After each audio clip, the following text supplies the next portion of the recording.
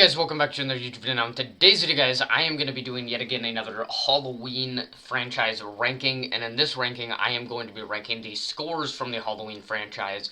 We have one more Halloween-related video to do, and that is going to be the top 10 best kills of the franchise, my top 10 favorite kills from the franchise. And then we will be done. Tomorrow is Halloween. The day I'm recording this is the 30th.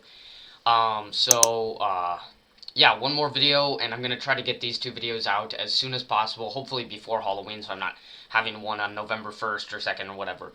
Yeah, I'm going to try to get these out as quick as possible, and then shortly after Halloween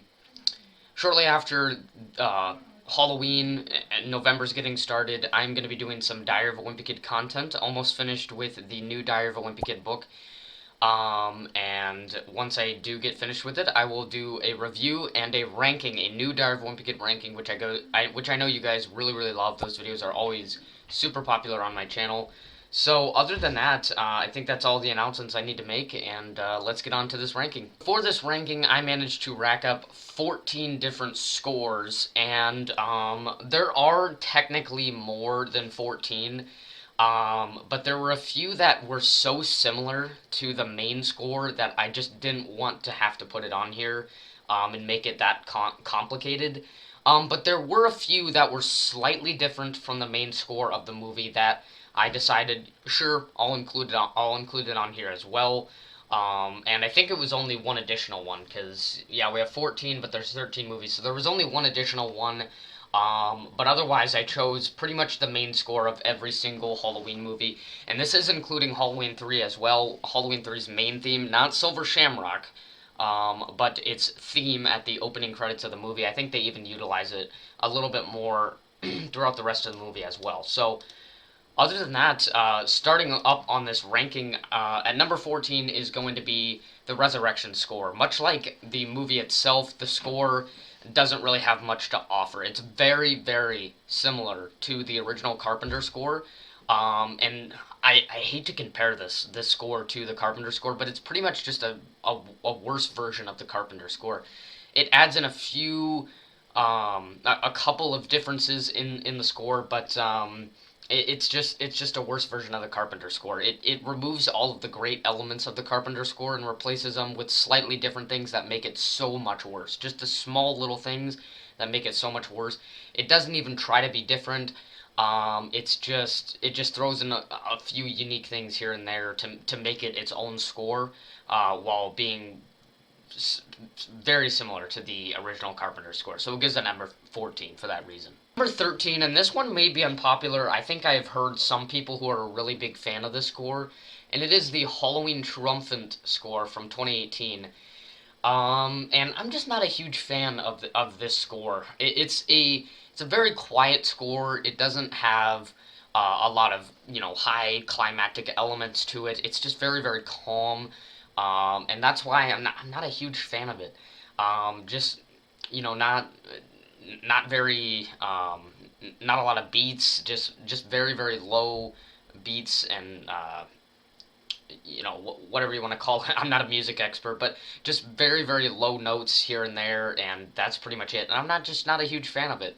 I know some other people like it, but I'm not a huge fan of this one. Number 12 is going to be the main theme for 2018, which is still not that good. It is the Shape Burn score. I probably should have re-listened to it today, because I made this ranking a couple days ago, and now I got the chance to record this ranking, so I probably should have re-heard this one, but I guess from what I remember, it's not much better from the Halloween Triumphant score. Number 11 is going to be the Halloween Rob Zombie remakes scores. I just put these two together. They're so similar that I just didn't think it was worth separating the two. Both of them have their own similar elements, and the main thing that stands out with the Rob Zombie score is you can hear the voices of people, the victims in the background and stuff, which, although it fits the cover art of Halloween, specifically the first Halloween Rob Zombie remake, and there are a lot of characters involved in that movie, obviously, a lot of victims, it was a high body count in that movie, obviously. I'm just not a huge fan of that. with all the victims crying in the background and all that. It just kind of reminds me. I don't know why. It kind of reminds me of Ghost Rider when he does his penance stare, and you can hear all the victims crying in the background. I don't know why. It just kind of reminds me of that a little bit. And I'm just not a huge fan of it. So yeah, goes right here. Number 10 is going to be the Curse score. I didn't know what else to call it, but it's the Halloween Curse of Michael Myers producer's cut score. And it's basically, it's very, very different from the one that you probably are more familiar with, which is the theatrical cut version. But the producer's cut score is, it's all right.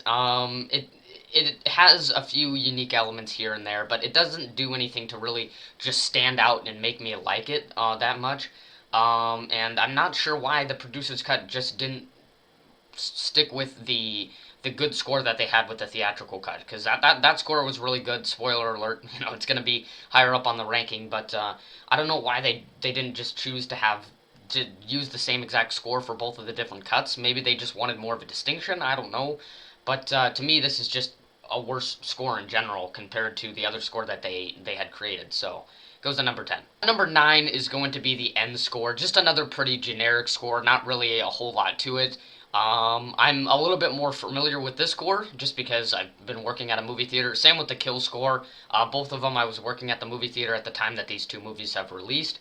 So I'm a little bit more familiar with them, and they're just pretty generic. Well, I guess I should say Ends is pretty generic. Just pretty generic remix. Not a whole lot to it. I kind of spoiled it for you, but it is the Kill score. I think it's slightly better than the End score. It's a little bit more upbeat and how do you want to say it? There's kind of higher drums and stuff like that, more excitement in the score itself, and that's what I kind of like about it. Fits the theme of Kills with being kind of in the middle of the whole trilogy and things like that, whereas Ends is supposed to be more conclusive in the score, which I think they could have done a much better job if they were trying to make it feel more conclusive to fit the Halloween Ends theme. And Kills did a pretty good job, so I think we're starting to get into the region where I actually like all of the scores that are kind of from here and down. So the Kill score I do enjoy, and I think it's a slightly better version than the End score. Number 7 is going to be the Revenge score, the Halloween Revenge of Michael Myers score. Although I'm not a huge fan of this movie, I think they did a pretty good job with the score. The kind of the very drawn out notes in the score kind of make it seem more like, yeah, he's getting his revenge, and it's kind of it kind of has this like the notes almost kind of sound like the Psycho sounds from the original Psycho movie in 1960. So I really I think they nailed it with making the notes kind of sound like, yeah, he's getting his revenge and stuff like that. So I think they did a good job on that. Like I said, I'm not a music expert, so I have trouble kind of describing to you how I like all of these scores, but yeah, that's the best I can do there. Number 6 is going to be the Halloween Return of Michael Myers score, the Return score. I really do like the score. They pump up the drums in the score, and that's kind of the main thing that distinguishes it. And it's nice and upbeat for the return of Michael Myers, and it really fits that. And yeah, I just love the high drums. Probably has the highest drums out of all of them, and that's kind of its focal point in the score, and I really do enjoy it. Number 5 is going to be the Halloween Curse of Michael Myers score, the theatrical cut, which is obviously the much better version compared to the producer's cut. I didn't even know that a different score was created for the producer's cut until I looked up a video of all the scores, because I just haven't really watched the producer's cut very much. Obviously, the theatrical cut is just the better version. But yeah, the score for the Halloween Curse of Michael Myers, they really did a really nice job. The it kind of is reminiscent of the Halloween 2 score. It kind of has this hospital theme to it, while not really taking place in a hospital in the movie, and I really, really do like that. So yeah, the Curse score goes at number 5, the theatrical cut. Number 4 is going to be the Halloween 3 theme. I can't really call this a score. I mean, I don't know if you want to consider this a score. I mean, it's maybe, depends on who you ask. But I like the kind of sci-fi feel to the Halloween 3 theme, and it really, really fits this movie very well. Once again, John Carpenter doing a good job with his music in his movies, and you can just. This is one of the things that carries on from what you could see in the original Halloween 1978 movie, is his great job with the sound effects and the music in the movie. And it definitely carries over with this Halloween 3 theme, and I'm a big fan of it, so it goes at number 4. Number 3, and I started just giving names for the creators of these songs at this point, or for the creators of these scores at this point, because they just deserve so much credit for how great they did with some of these scores. So at number 3 is the Carpenter plus Howarth score from Halloween 2. Really, really great score, and it gets you kind of pumped up after hearing Carpenter after hearing Loomis say you don't know what death is, and then the score starts playing, and it's very, very different from the original Carpenter score, but it has those elements in it that makes it feel like, yeah, this was made from John Carpenter. Throws a little bit of that Howarth in it with the kind of beep ding ding ding ding ding ding ding ding. It's kind of more quick paced. It uses the same note kind of throughout the entire uh, length of the score as it repeats itself, and it fits the hospital theme very well. I'm just a huge fan of it. It gets you really hyped up for the sequel, and that's why it goes on number 3. Number 2 is going to be the Ottoman score from Halloween H2O. Really, really great job. This is another thing that made me such a huge fan of H2O, was they did a really good job with the score as well. It really, I don't know how to describe it, but the notes, the kind of more the orchestra, how do you say it? The kind of orchestra notes that they throw in here, which isn't really utilized very often in the scores as far as I can tell. But the kind of orchestra notes that are thrown in here really embrace that this is the long return to the franchise, and the Ottoman just does a really good job at adding that element in, and I think that's what makes it so great. So it goes to number 2. At number 1, did you really think it was going to be anything else? Is going to be the original Carpenter score. I could talk to you all day about just how great this is. If you don't know, fun fact for you, this score was actually influenced from Jack in the Box. Yes, like Pop Goes the Weasel. And I'm not really sure what part of the score is influenced from that. Like, I try to kind of compare the two, and I can't really tell. So I'm not really sure where the influence from Jack in the Box is, but that's what I've heard, and that's pretty interesting to think about. But yeah, I think what makes the Carpenter score so great, and it's not just great because it's just the original score. Obviously, it was made from John Carpenter. He's very talented with his music creation. But I think what makes it so great is the echo,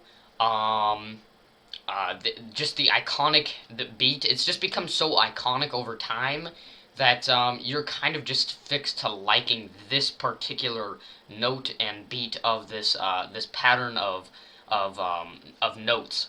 And the best element of it is that kind of echo that comes after each beat. I don't know really how I can describe it more than that without just playing the song for you guys, which obviously I can't do because I don't have the rights to all these different scores. But yeah, obviously the original Carpenter score, it's iconic, and it goes at number 1. So that is it for the ranking. Tried to make that a quick one, a little bit longer than I would have liked it, but hey, I'll do with what I was able to accomplish. So yeah, one more ranking to do to wrap up the Halloween season. I hope you guys have like these rankings for October. I hope I satisfied your guys' needs for getting hyped up for Halloween. I certainly am. I hope you, if I'm not able to get the top 10 kills out before Halloween, I hope you guys have a great and safe Halloween. I know I will. I'll be playing Myers at my own house with my amazing decorations. If you guys ever want to see those, I don't think I posted it on the Discord, but there's a lot of extra stuff that we do on the Discord that you guys can see that I don't really post on the community posts as often. And interesting thing, actually got slapped in the face while scaring somebody at a haunted house. the other day while playing Myers. So that was a win for me as well. But yeah, after we wrap up the kind of Halloween themed videos, which we have one more to do, I'm going to be doing some Diary of a Wimpy Kid content as well. We're going to be doing the review for the new book and then the ranking, which I know you guys will be excited for, so stay tuned for that as well. Other than that, like and subscribe, guys, and I'll see you next time.